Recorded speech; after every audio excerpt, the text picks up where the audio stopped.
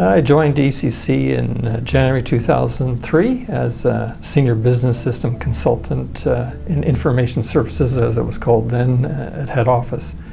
The funny thing about being a consultant, it wasn't really a consultant. People thought I was a consultant because I was the only one with that title, so I had to insist I was an employee of DCC. So then people started asking me more questions.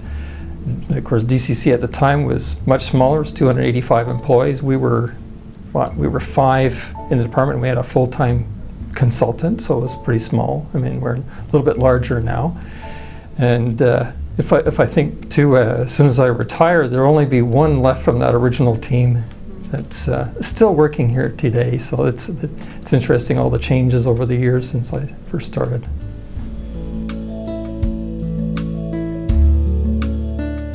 Yeah, if you ask me about fondest memories, I do have many memories that are fond. There's not one that sticks out more than the other than, of course, people will say the DCC family, and that's been important to me. But I guess I could say that, I've worked for close to 6 companies before I joined here, and of course, when I came here, I was looking for something that'd be a right fit, and it fit into what I was looking for a career. It gave me lots of opportunities. Certainly, for the first 3 months, it was a bit slow, but then, of course, I just should have kept myself quiet because just the floodgates opened and many interesting and challenging projects. What was also good is that I could, apply my skills and I could put my own style on how I did things, which gave me the freedom to do my job. I could pick any job I wanted in a way. There was obviously certain deadlines that I had to meet, but in terms of that, I come for a challenge, and I always wanted to change after, of course, having worked for 6 different companies. And even lately in my PR, I had to say that, I stayed at DCC longer than any of the previous 6 companies because I've been here for, it'll be 12 and a half years on retirement, so it was very enjoyable.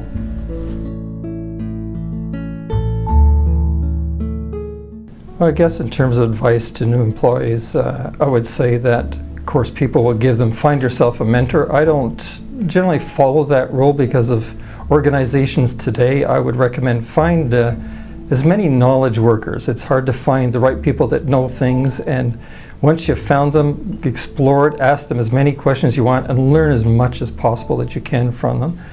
The other thing I would suggest is, because of course I worked in private sector before this, is don't be afraid to challenge the status quo in any organization. There's always room for improvement, that there would be interesting challenges for you to find.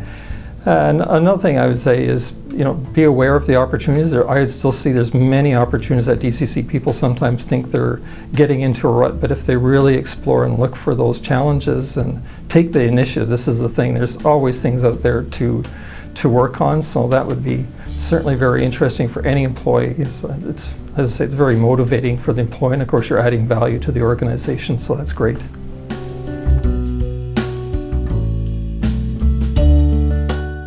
Yeah, it's a tough question about asking another career. In my case, this is not my first career. IT, I was actually, I'm probably, I guess, close to half my career in finance and accounting, and I pursued that. Then I sort of got a little bit tired of pushing the numbers around and got into IT, which was a very good fit for me. In early years, of course, going university and so on, I was interested in architecture. I liked doing drawings and things and plans and so on, buildings. I was not interested in the civil side like DCC folks, but of course I like all ancient architecture, Inca, Maya ruins, even more the Gothic style of architecture, and particularly churches and cathedrals and chateaus and bridges and castles and things like that. Every time I watch special shows on TV or even see them myself, I find it very interesting to watch those things, and it's still an interest. I get a kick out of seeing the architecture.